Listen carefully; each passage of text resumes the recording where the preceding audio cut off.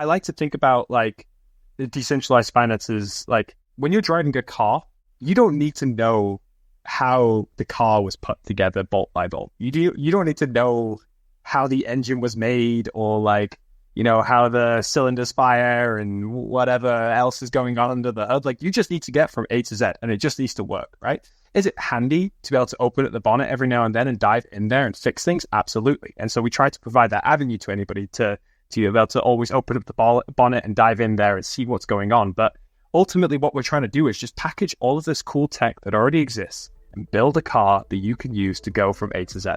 And that's kind of like the underlying philosophy is just, you know, there are already tons of incredible teams building awesome tech. We don't need to reinvent any wheels. We can just take it and turn it into something that people can actually use.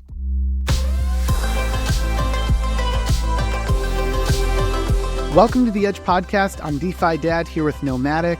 Today's show features the co-founder of DeFi.App, Dan Greer.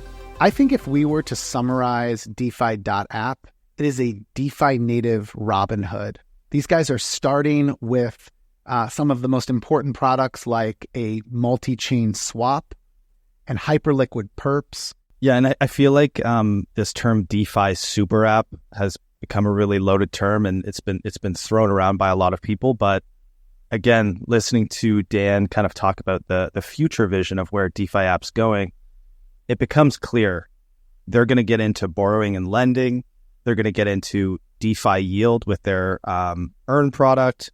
And then we also talk about, near the end of the podcast, just how they're going to, I'd say, thoughtfully introduce AI into the product as well. And the AI component seems like it's going to be a very big integration into DeFi app. I see that they are still like sort of battling this front of trying to provide us with as much freedom as possible in app to enjoy all that's possible with DeFi.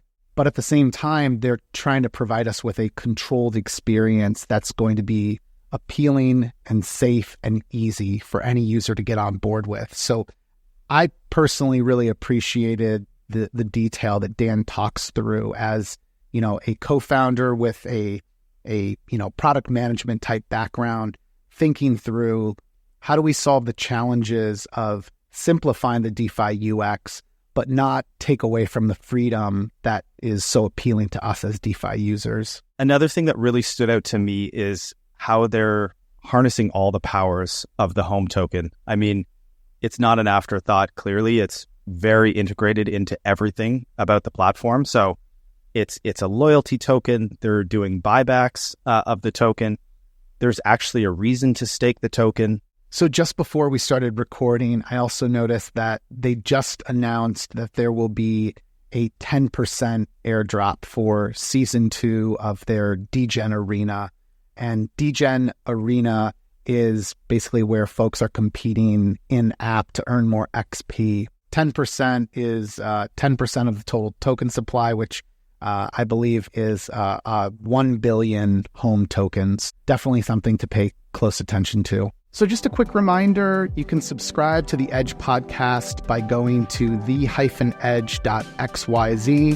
That is the Edge newsletter where you can get real-time notifications for any new episodes we publish.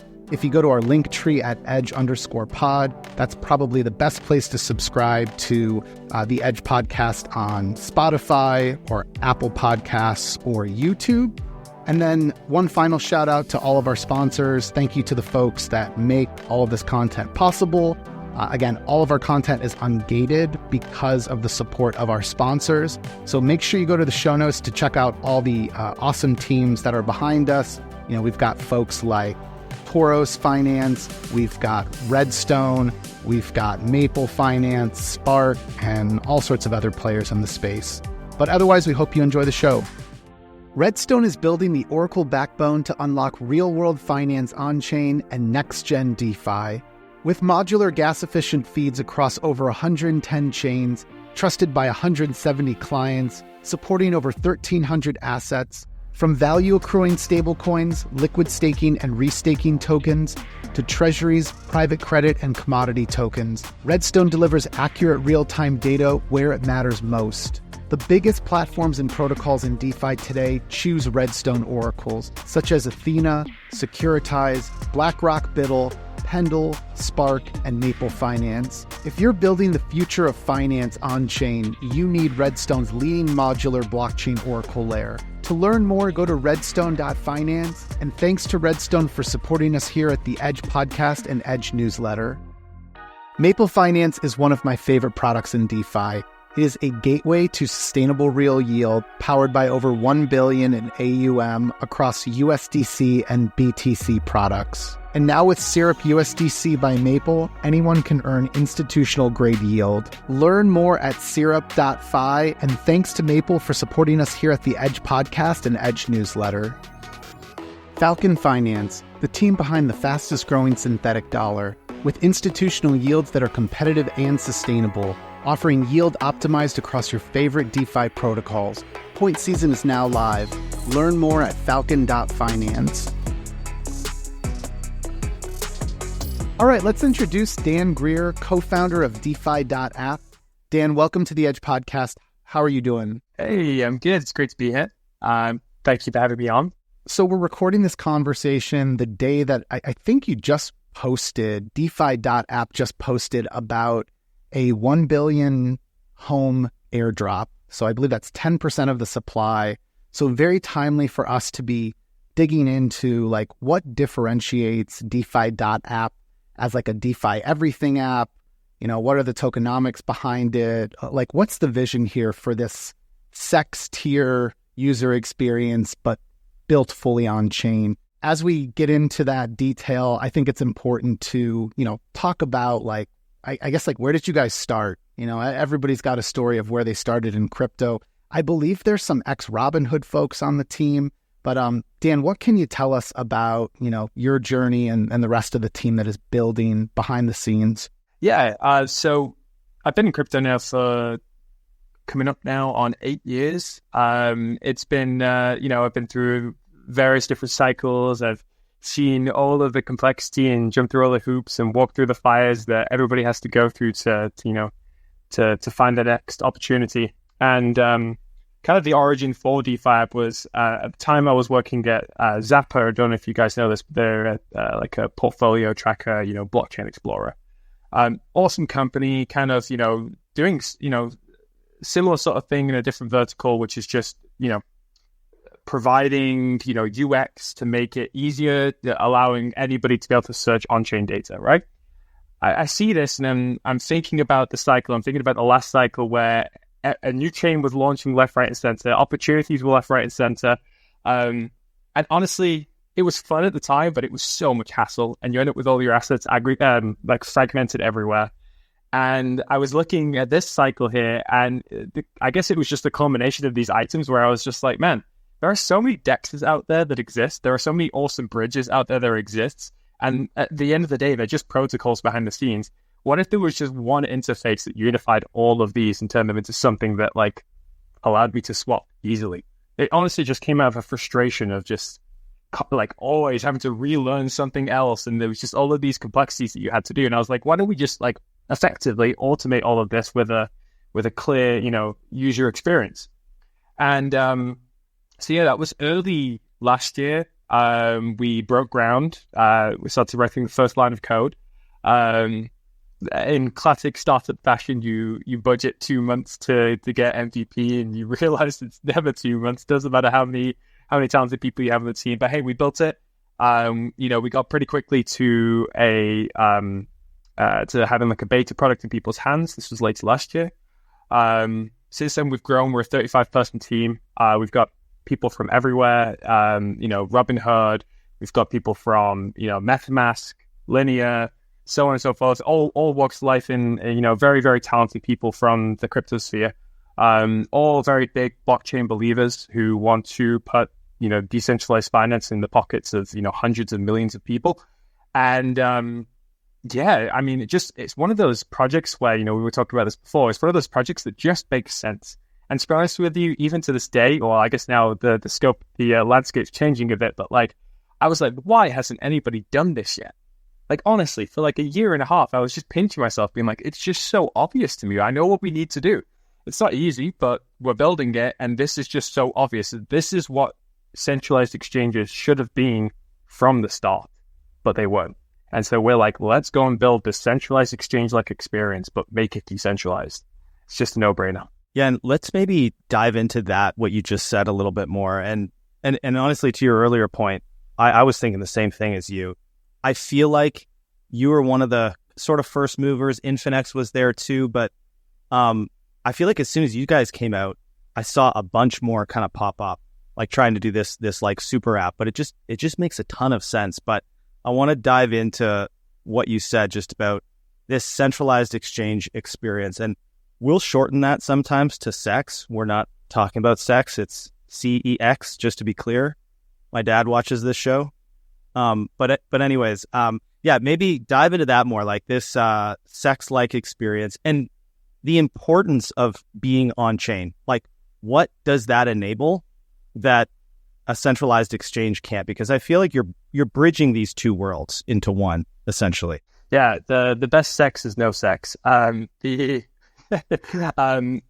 Yeah, so I think, and this is, I can't remember who told me this, it was a while ago, but one of the best things to happen to crypto as a whole, and the worst thing, were centralized exchanges. The best thing because they introduced, hundreds of millions of people, maybe even billions of people to crypto, right? Like they were the initial stab at making the UX better for crypto. And they did an incredible job of that, right? But they were the worst thing because they completely undermined all of the reasons for crypto existing in the first place, like the sovereignty over your own funds, not relying on any centralized powers. Like, they completely undermined that, and arguably had a bit of a stranglehold on the entire industry. And what DeFi-App really represents is just this movement to like go back to the roots of the blockchain and why Bitcoin was created in the first place. I think the most incredible thing about the blockchain and decentralized finance is the fact that it is inherently a free market. Anyone with a laptop in their mother's basement can build a world-changing product, right? Like, anyone can do this. It doesn't matter who you are. It doesn't matter where in the world you are. Anyone can do it. And that's why it's had so much innovation. And it's one of those things that, like, it lights a fire under me and the team it's why we feel so proud to be the leader of the pack. Like, we're seeing so many other projects popping out now. Centralized exchanges too are pivoting towards doing these decentralized products. You can mark my words, they've all got a long way to go. It is a mountain you're climbing. But it's happening. And something, it makes me even more bullish than I ever was before, because I knew deep down that we were onto the right thing. And now I'm seeing all of these big players switching over to build the same thing. They're going on stage talking about the same things I said on the stage months and months ago. Like, that is huge to me. And I'm like, it lights a fire under my team's asses, and we know what we need to do, and that's to just keep building the best experience out there. When you say a centralized exchange-like experience, can you define for listeners, like, what are some of the attributes that you're referring to? I want to understand, like, what is the, what's the benchmark there that you're building towards? Because DeFi UX has gotten much better. And so anyways, like, I think it's something that we're all like wondering, like, where else is there room for improvement right now? Like, how much better can this actually get? The benchmark, or rather like the guiding, philosophy is, in the past, DeFi was almost always just like, like I said, some developer that built some cool tech, and they were trying to show off this, like, they would always show off the underlying protocol. It would always be like, hey, look at this cool thing I've built. No one would understand it. Everyone would bid it and speculate on the price of the token, and that was it. And it never really solved the real problem for anybody. And I love that energy, for what it's worth. I love this tinkerer energy that crypto has, that decentralized finance has. But, our purpose in this space is to take real world problem-solving technology, bundle it up, package it into something that is consumable, that is actually usable on a day-to-day basis to actually solve your problems, and provide that to people.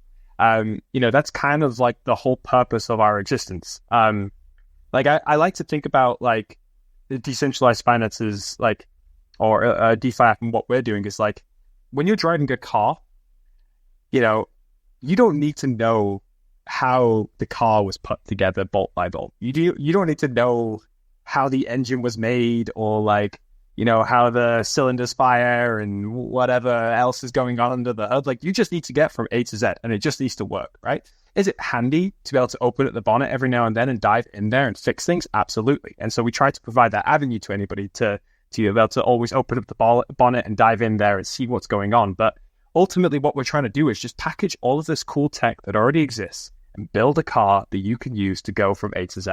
And that's kind of like the underlying philosophy. Is just, there are already tons of incredible teams building awesome tech. We don't need to reinvent any wheels. We can just take it and turn it into something that people can actually use. It's funny because honestly, I think I'm maybe so crypto native that I've already looked past the centralized exchanges as your competition. And I actually start to see competition coming from, Phantom or like wallet providers like MetaMask. And I always like kind of thinking through how teams are thinking about this. I don't know if it's problem or challenge, but Phantom is kind of starting with the big distribution and being a wallet and sort of integrating new products and services. You guys are starting with all the products and services and a wallet, essentially, and you're trying to work your way up to that distribution. So I'm always like curious who wins in those battles. But yeah, just generally, how are you thinking about, I guess, that competition? Like, the thing that stood out to me was seeing Phantom also use Hyperliquid builder codes under the hood to give perps access to some of their users. So yeah, just in general, how are you kind of thinking through competing with some players like this? So there are features you can build. There are, you can outperform on marketing. You can build features that create moats and give people reasons to choose you over something else.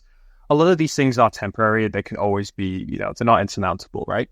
The thing that defines a winner from, everyone else is the one that captures network effects. It's the one that captures a flywheel, a mechanism where as your product grows, it gets better, and it gets better for the end user.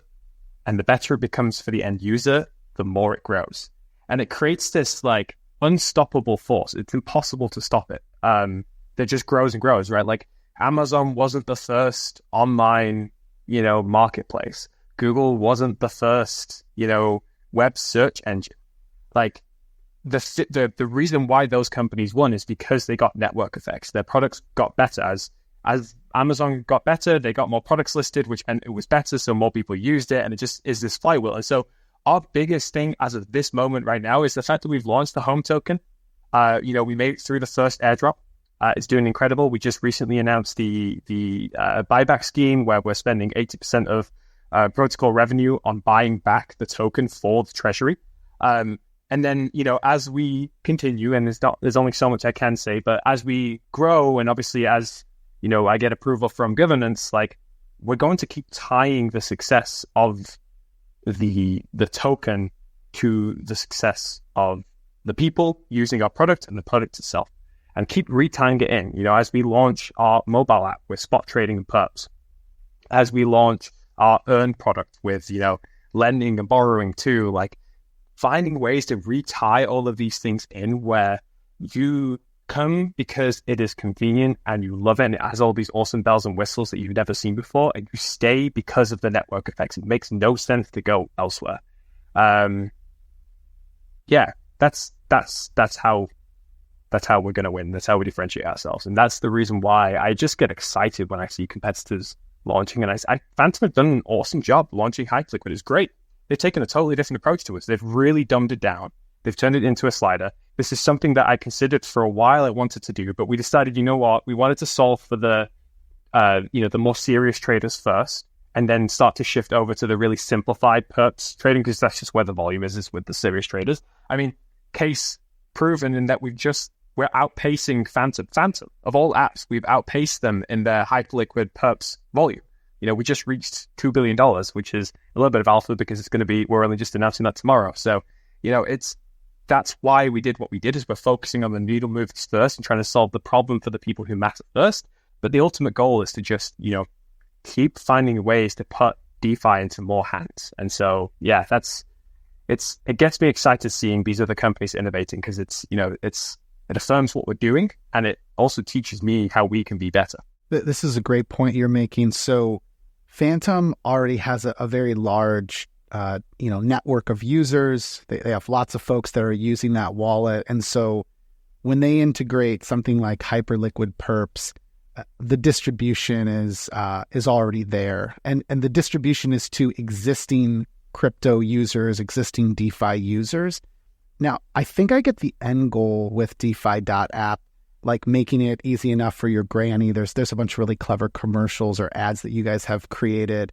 But who is it built for now? Like you mentioned, you leaned into offering, I think, more refined controls for Hyperliquid perps traders in DeFi.App. But I've always viewed you guys as like potentially going after like true net new users, just because of all that you've abstracted away from being able to use DeFi. So maybe clarify that for me. Like, who do you think is the target user right now versus like where you guys are headed? Yeah, it's a fantastic question. It's something I love to talk about. So product market fit for any startup grows and changes over time. And obviously product market fit is just where you solve problems for users. Users stay because you solve a problem, right? And the way I visualize PMF for startups is it grows and changes as your startup matures, right? You're always pivoting because there's always a bigger target audience. It should always stay kind of true to the North Star, and that's the case with DeFi-App. But you start off where you focus initially on the crypto natives, which is a decent sized community, definitely by dollar volume. It's a decent sized avid community who, quite frankly, is easier to solve their problems because we're crypto natives ourselves and we share the same frustrations. It's easier to solve their problems first and get that traction there before shifting over to the bigger market, which is maybe a little bit more abstract and a little bit harder, and you need to have a bit more of a footing to get that, right? You need a bit more momentum. So for the first, I guess, almost a year since the beta launch, that was it. It was just, we're crypto natives. Let's solve our own problems and then give this to other people. Like, hey, here, we've made something cool. Go use it, And the idea being just, how can we strip away all of the complexities of decentralized finance on the daily and make it really streamlined, simple, and easy to use for crypto natives, right? Giving them, all of their tools that they want to have, but applying a bit of an opinion to the knobs and dials and turning it into something that is like the kind of thing that Apple would develop. Like it's a simplified version. Like my philosophy is always staying away from like giving people too many options and just giving them the best. Just go straight to the best. And that's what we've done for crypto natives. But now, as we check that box, now the next pivot, the next bucket we need to go after is the broader audience. It's the 700 million people sat on centralized exchanges that are crypto adjacent. They're aware of crypto, but they're kind of just like cooked. They're kind of cooked by these exchanges. They don't really have access to all the opportunities that decentralized finance has.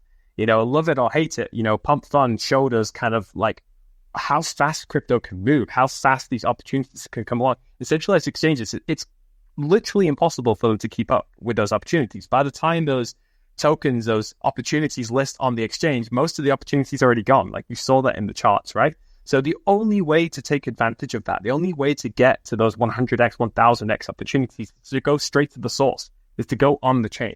And that's what DeFi-App provides. It's this gateway that, you're just one level up from the blockchain. So I did mention this earlier, but when you were talking about Zapper, so I worked at Zapper for 1 year. I was actually like the third hired person there. And this was like, I was into like, DeFi early on. And so I remember there was a lot of talk at the time.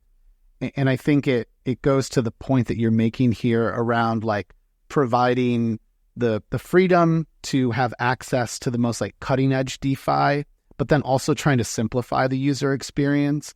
So I'm wondering, like, how do you balance the two of these? Like, most DeFi native users, like the most advanced ones, you know, they need to be able to transact at a moment's notice. They need to be able to access any token, which I think is one of the breakthroughs with what DeFi.App has enabled. Like, you guys are providing access to literally any token on any of the networks that are supported.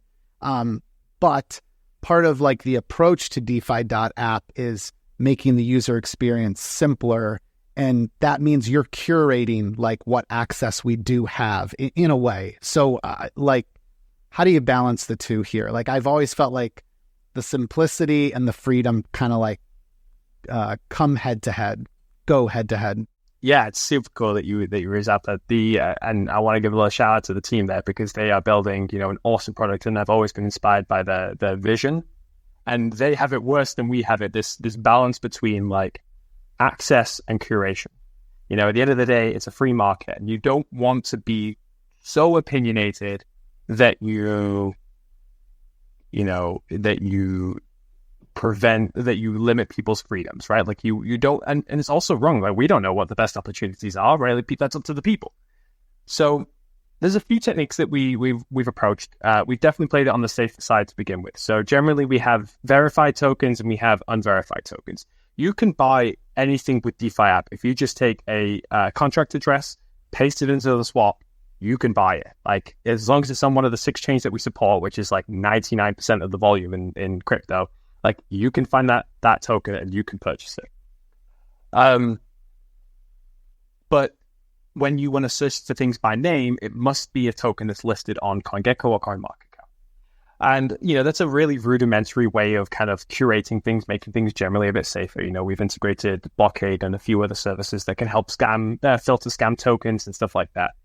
And generally, this is always going to be a balance that we have to play. Like, I'll hold my hands up and admit there's been a couple of times where a token is launched and it was blocked by our scam filter because it was a bit too aggressive and it prevented people from buying it. But at the same time, because we were sort of dialing things in, we also saved a bunch of people from getting scammed. So it's a game that you kind of have to play.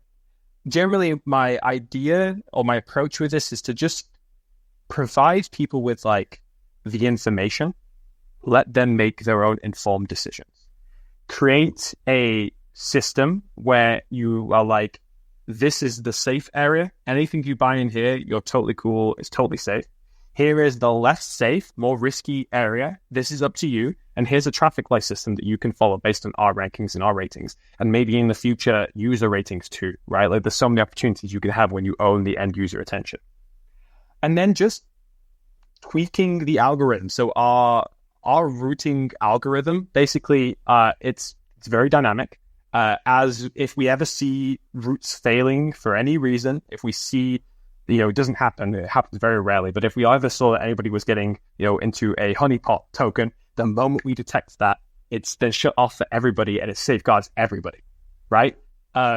So some really cool things you can do when you have that information, when you have that data, and it's kind of this approach that we're taking. But it's a constant battle that we have to face, and just like Zappa do as well, they have a very similar thing.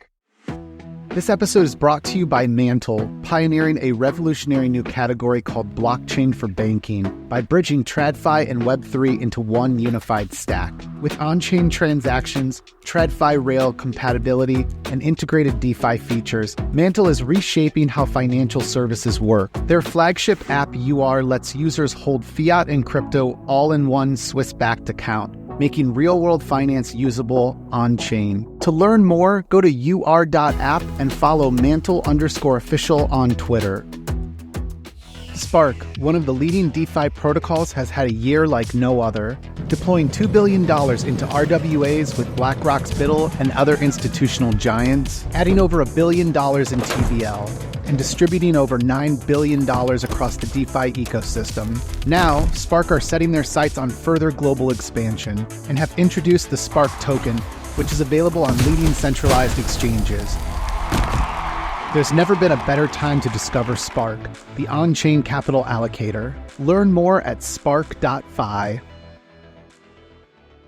So Dan, kind of more on this topic of curation. I know, so you mentioned there's plans to roll out DeFi yield, probably in some sort of earn format.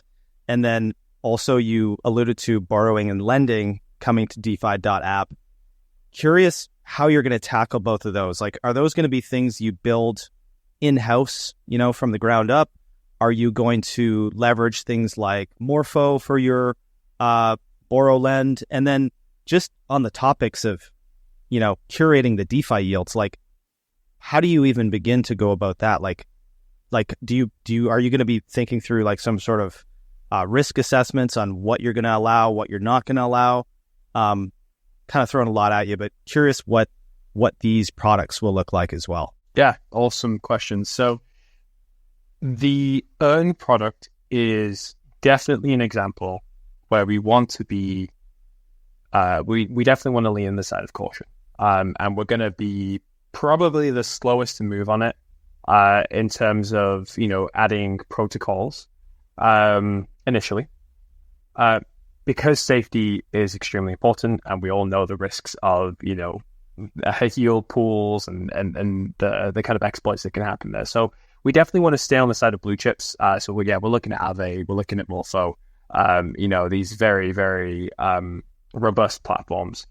The V1 is just that. It's really simply just, part of the everything app narrative. How do we get more use cases within DeFi-App? And like the Earn product, to speak from like the product builder standpoint, you've got the spot trading product, you've got the perps product. They all do awesome in bull markets. What you need also is just something that like locks users into using your product. They've got funds in there. There's a reason to come back to the product every single day. It's passive. It helps with retention numbers so that you're top of mind the next time they're coming to look for an opportunity. They're like, oh yeah, I've got funds, in DeFi-App that is earning passive yield.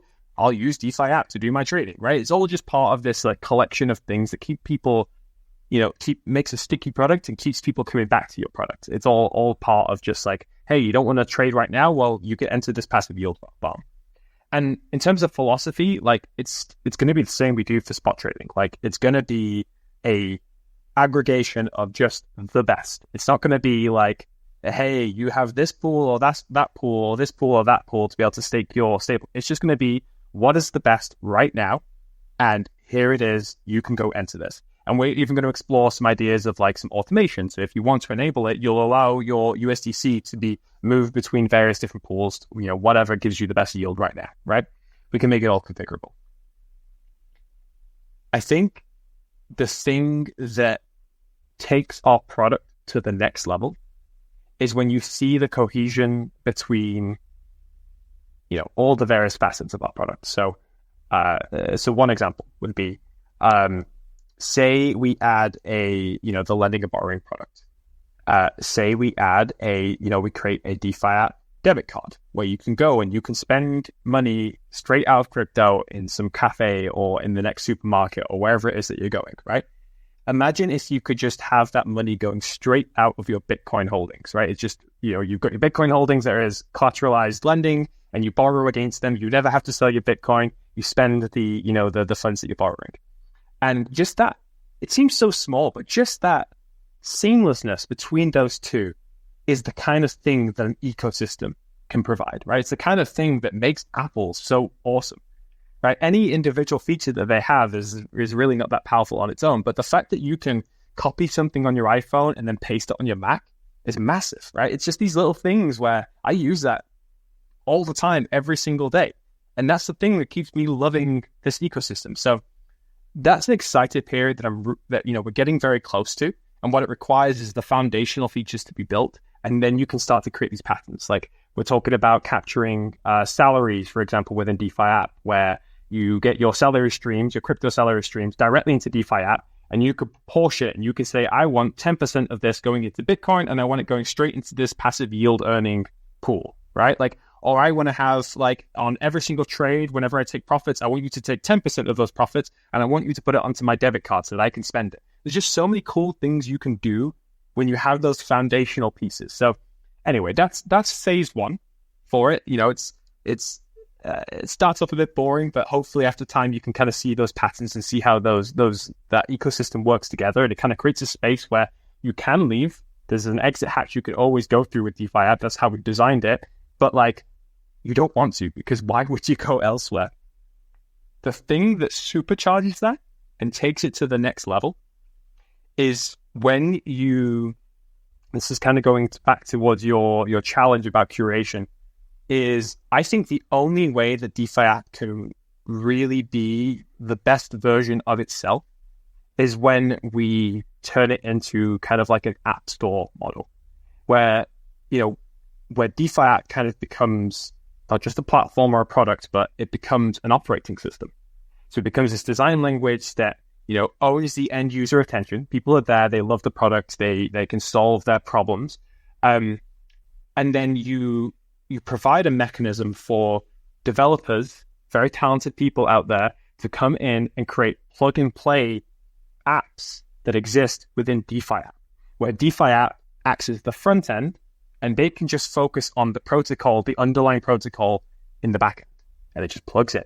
And so, it creates a circle, this flywheel, where these app developers gain access to people, to users who have dollars and volume, who then come over and use their apps, which then makes DeFi-App better, which again is, a better product means it's going to grow, and that's the cycle, that's the network effects. And so that's the thing that I think will take the earned product and take,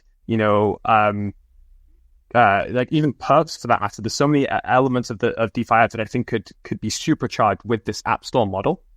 And that there is going to be some balance of manual curation, again, some kind of traffic light system, providing people with the information to make informed decisions, to be able to invest in things, but also providing some kind of like a verified batch, like, hey, we ourselves have audited this product here, and this product is something that is safe to use within DeFi-App, right? And you can get very creative with this. Like, there's, it will be a revenue generation model that will then eventually go back to home stakers. It will then, you create this ecosystem now where everyone wants a piece of it, and the better it becomes, the more it grows. I really like this analogy with like the app store model, and I think that some of the challenges we've talked about here with like being this like master curation platform, but at the same time, wanting to cater to the freedom that we're afforded with DeFi, I think it can be solved by some of what you've called out here. Like I absolutely could see like some sort of DeFi.App app store where now you're letting builders build on this, operating system, and they're, in the end, you're getting all of the benefits of DeFi.App as a user, but you're allowing like other teams to plug in like maybe some yield vaults that are being curated, or, some like better lending opportunities.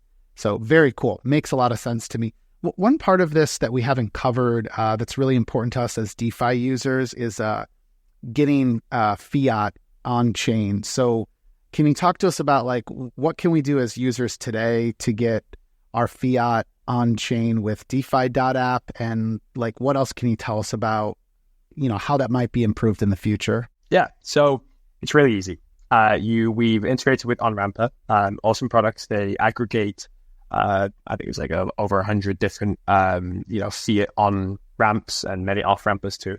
So we kind of aggregate this aggregator who can then provide, hopefully, the most coverage for people that want to buy crypto. And as of right now, it's pretty simple. You do have like a limited selection of tokens that you can buy through it. The next step with that is changing this so that you can buy any crypto token directly from your bank account. It's really easy. It's literally just one extra step. It's just a swap, routes on top of the Fiat on-ramp. The thing that I'm really excited about, though, is the upcoming mobile app launch, because that's where I see Fiat on-ramping really thriving. When you can be, you're at the club, you've gone to the toilet, and you have one hand and you pull up your phone and you check DeFi-App and you see something is trending, and with one hand you can Apple Pay directly into any token that's just pumping right now, right? Like that is the experience that I want to have. That's where Fiat on-ramping becomes really powerful. And you're building, you're creating this experience where anyone, anywhere can access the blockchain with this little device in their pocket, right? it's always going to be tough with the on-ramping, off-ramping. We try to get the most coverage we can, you know, and obviously as we like pivot around what is the biggest needle mover at the moment, there's more opportunities there. But, you know, we see as the regulatory landscape changes, it's becoming easier to you know, deal with Fiat.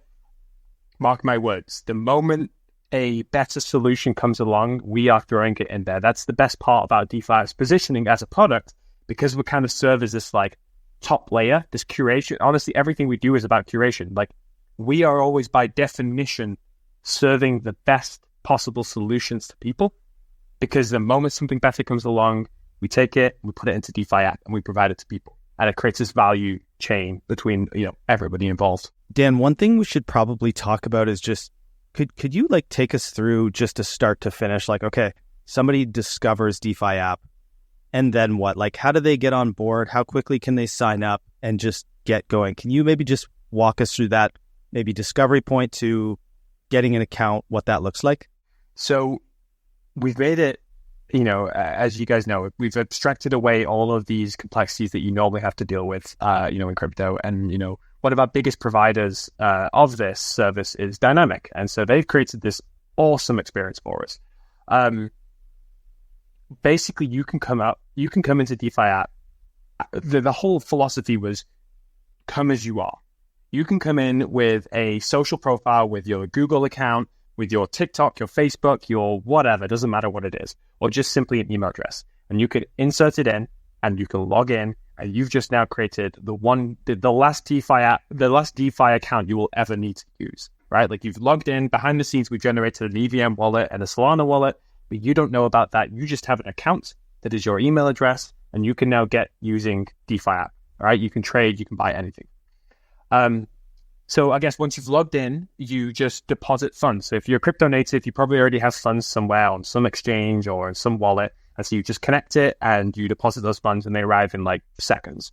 Or if you're brand new, you know, to crypto as a whole, you can just click on buy crypto. And, you know, most countries are supported by OnRamper, and you can insert your bank account details, and within like 30 seconds, you already have your first crypto. And since we're gasless, you don't need to worry about all of these things that we poor plebeian crypto natives have had to worry about our entire lives in crypto, you know, of making sure we've got gas on this and that chain. Like, you don't have to worry about it. You just purchase crypto and you're good to go. You just think in terms of assets. What do I want to buy? What do I have, and what do I want to buy? And how do I go ahead? And it's this addictingly seamless experience. Like, you crypto natives and, you know, normies try it for the very first time, and it's always one of those things where you go, oh, that was cool. And the moment that you especially know it is when you go to try to use something else and you realize all of the hoops you have to now jump through. You have to do this thing. And that is this like experience that we've created. So the part where it gets really exciting on the mobile app is like, you know, or even with the mobile web app, right? Like, just going to the website, like, you could just be scrolling TikTok and you get the next reel that is talking about this opportunity that you're supposed to get into. You go to this app called DeFi-App, you know, you maybe click on the referral link that they shared. You log in, you connect with your TikTok login, SSO, and you get into DeFi-App, and within seconds you can fund your account from, you know, your bank account, and within seconds you're purchasing this asset that this person referred to you. Like, that is incredible. Like, what other product allows you to do that? And for crypto natives who are already comfortable using EOAs, you know, like MetaMask and Phantom and whatever, you can also just come to DeFi-App, connect it, and go too. So you can just use as the way you do use like Uniswap and whatever. We just try to create this experience where we're not forcing you to do anything. We want people to use our embedded wallets because it's the best experience. But the way we win people over is just by creating as convenient and as fun, enjoyable experience as possible. And eventually you gravitate over there, and it's working. It's like a lot of people, for whatever reason, come in with their their external wallet, their MetaMask, because that's what they're used to. They connect it to DeFi-App, and they fall in love, and then they eventually transition over to embedded wallets, and then they never go back, and that is what they use, and that's when they get that CEX tier experience using our product. Yeah, and just to like hammer that home a little bit more, so I'm a DeFi.App user, and it is wild when you can just trade across Solana, Arbitrum, Base, back to ETH-1, not have to worry about holding the native gas token at all, and not have to worry just about what chain a token exists on. Like if you're like, you actually don't even think about chains when you're using DeFi-App. It's just like, okay, if there's a token on Solana you want, you can just go here and buy it. If there's a token that happens to be on Arbitrum that you want, you just go here and buy it. It's very nice not having to think through some of those user frictions. And to be honest, I have often almost glossed over how bad they were because I got used to the habits. Until you actually see what the future can look like, you're like, that's that wow moment that you're kind of alluding to and talking about there, Dan. Hey folks, I want to tell you about our sponsor, Gearbox, the protocol that reimagines on-chain lending. With Gearbox, you can access 10x credit across DeFi or lend for passive yields with single asset deposits and no impermanent loss. Users can access leverage to margin trade, stake, farm, and more. To learn more about Gearbox, go to gearbox.fi. Rumple Labs is revolutionizing DeFi. Rumple lets you turn points into profits by tokenizing rewards you can trade from top protocols like Pendle, Athena, Fluid, Symbiotic, and many others. No more waiting for airdrops or TGEs. DeFi's smartest investors are already using Rumple to unlock instant liquidity and maximize their yields. So join Rumple today and start spinning your points into gold. Learn more at rumple.xyz. Puffer Institutional delivers secure, high-yield Ethereum staking built for institutions with battle-tested security, granular access controls, and the ability to boost APY by securing multiple AVSs. Puffer gives institutions full control and optimized returns. Puffer is also behind the Unify-based rollup, aiming to transform Ethereum's future in a world where all L2s are working together. To learn more, go to institutional.puffer.fi. You were one of the, I guess, early ones to introduce Hyperliquid builder codes and launch your perps product. Honestly, like one of the first major apps that I can think of. Maybe speak a little bit more just to the importance of that for you guys, like how important that market is for you, the perps market. And then I just want to hear a little bit more about the mobile app. Like, where's that at? Just, tell us more about how users can get access on mobile. Dan, can you also touch on what is a Hyperliquid builder code? I'm guessing a lot of folks still don't know what that is, and why do we benefit from that as DeFi.App users? So at its core, a Hyperliquid builder code is really just a reference. It's just a way for the Hyperliquid protocol to allow other apps to be built on top of it and credit from the volume that those apps bring. And so with the Hyperliquid builder code, what DeFi-App is able to do is we're able to configure, revenue. So we're able to even specify what fee we want to take from trading on Hyperliquid. We're able to track the volume that's being created through DeFi-App. So it's really dead simple. That's all that it is. The reason why, Hyperliquid have crushed it, right? Like the team have done an incredible job building what they've built. It's arguably the best product with the best product market fit from this cycle so far, right? Like it's a really, really awesome job.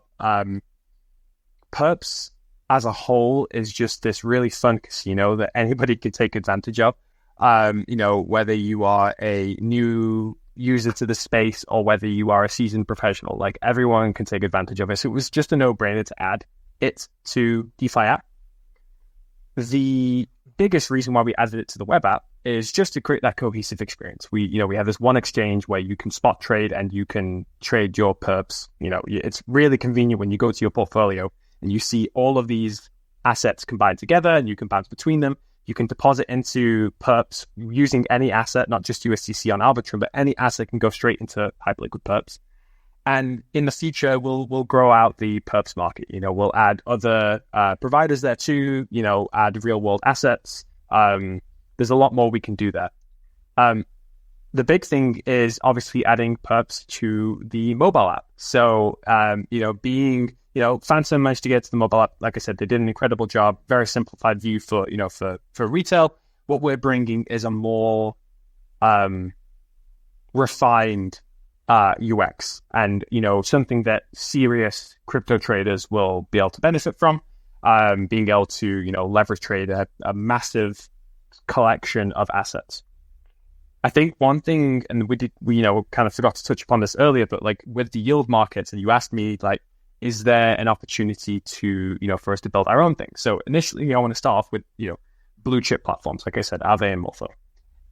It isn't entirely out of the question that we would build our own, lending and borrowing. I think something that I'm really interested in is like risk isolated markets and the ability to provide leverage, even small leverage, on virtually any crypto token, where essentially anyone is able to crowdfund their liquidity, and get the yield from this. And we as a product are able to add, even like 3 to 5x leverage on anything, right? Like, obviously risks are included with this, but like that's a really, really cool way that we can sort of elevate this perps experience, where you have the top tier experience with like the top tokens, the blue chip tokens that Hyperliquid supports, and then you have this like long tail experience that you can trade anything, and it's behind the scenes. It's being powered by our earn feature. So hopefully that makes a lot of sense. Dan, with the Hyperliquid builder code, I just wanted to clarify, like, what sort of a kickback then is DeFi.App getting in terms of revenue? Like, if you mentioned $2 billion of volume, like, what's the kickback on that for DeFi.App? Yeah, so we charge a really tiny amount. It's like 1 or 2 bips. I forget. We were just changing it recently. Yeah, it's like 0.02% or something like that, really tiny.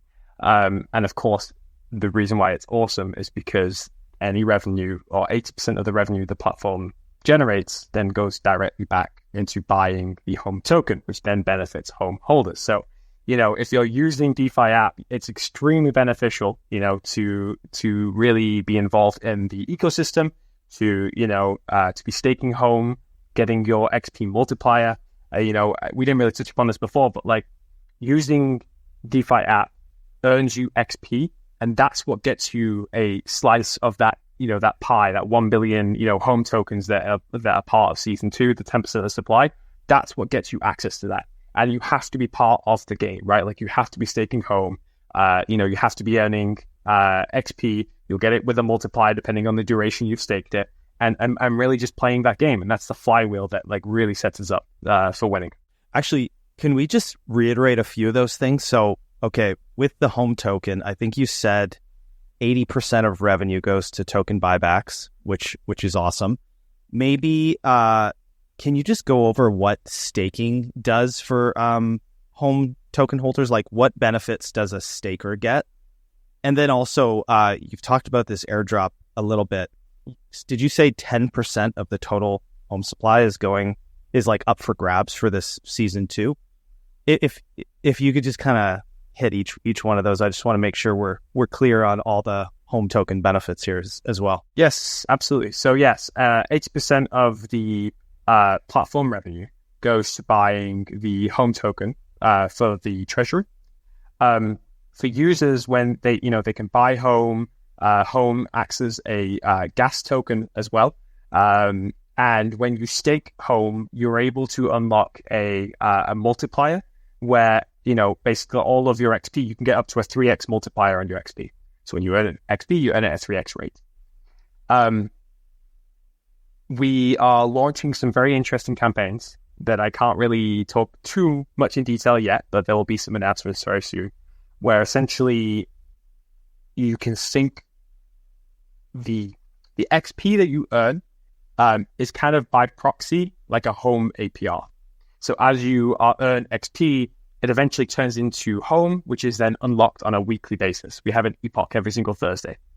And and this is kind of this driver that really, incentivizes those initial people to come and use the product and start to get involved in our product. Because there's so many things, people got short attention spans. We need to give them something. So instead of spending it on ads, we spend it on these rewards that end up, feeding into DeFi-App's flywheel. And what was the third question? It was Oh, the percentage. So yeah, 10% of home supply is going to go towards our second airdrop. It's earmarked for, people who participate in the season 2 of Degenerate. So not long ago, I got to listen in on a call with you, Dan. It was the team like presenting like what's next with DeFi.App. And one of the things you guys talked about that blew my mind is it sounded like you had trained your own like AI sort of trading chatbot. So what can you tell us about that? Because like the idea of being able to, let's say, set up a perps position with some sort of AI bot, like that's what's really intriguing to me. I think a lot of people are still struggling with like what sort of positions to get into, how to open those positions, but they absolutely would start to learn more about perps trading if they had that sort of assistance, if they had someone to hold their hand. So anyways, what's coming? Like, what are you guys building? Yeah, so I was spilling a bit of alpha here, but the way I don't have to talk about how awesome, general purpose AI is. It's incredible.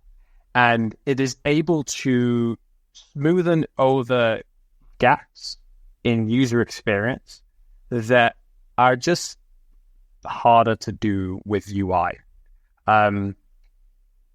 We want to give every single person the best, financial advisor, the best note taker, the best rubber duck, like the best assistant that they could possibly have in their decentralized finance journey.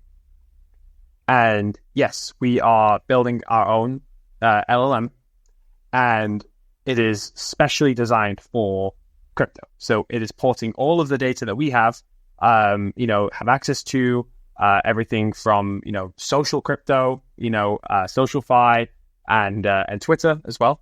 And it's able to use this information to provide, a helping hand to people that don't know what they're doing. So, the very V1 for this is literally just describing and explaining what things are, what concepts are on the page, and note-taking and stuff like that. You can ask it like, hey, what pattern is this?